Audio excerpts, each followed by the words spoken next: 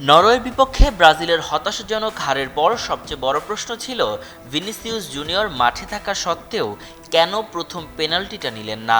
সেই প্রশ্নের উত্তর দিয়েছে ব্রাজিলের কোচ কার্লো আনচেলোত্তি নিজেই।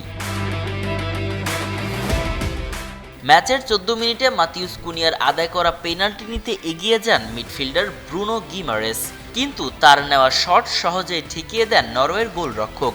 এরপর দ্বিতীয়ার্ধে ব্রুনোকে তুলে নেন আনচেলোত্তি, আর ইনজুরি টাইমে বদলি হিসেবে নামা নেইমার দ্বিতীয় পেনাল্টি থেকে গোল করলেও সেখানেও দেখা যায়নি ভিনিসিয়াসকে।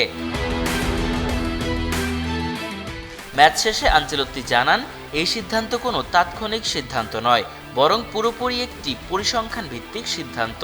গত এক বছরের তথ্য বিশ্লেষণ করেই পেনাল্টি টেকারদের তালিকা তৈরি করা হয়েছিল। মজুক বিরাট কারবার, জিতে নাও ফ্যামিলি কার, স্পোর্টস বাইক ছাড়াও লক্ষ লক্ষ নিশ্চিত গিফট।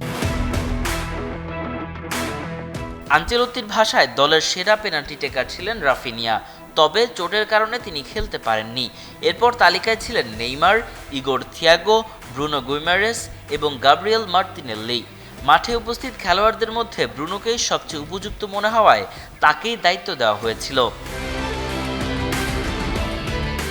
সহকারী কোচ দাভিদে আনচেলোত্তিও নিশ্চিত করেছেন, ম্যাচের আগেই ঠিক করে দেওয়া হয়েছিল কে পেনাল্টি নেবে। তার মতে পেনাল্টি মিস করা ফুটবলেরই একটি স্বাভাবিক অংশ। যদিও রিয়াল মাদ্রিদে আনচেলোত্তির অধীনে ভিনিসিয়াস জুনিয়র 9টি পেনাল্টির মধ্যে 6টি পেনাল্টিতে সফল ছিলেন, তবে ব্রাজিলের জাতীয় দলে তার রেকর্ড ততটা ভালো নয়। 2বার পেনাল্টি নিয়ে মাত্র একবার সফল হয়েছেন তিনি।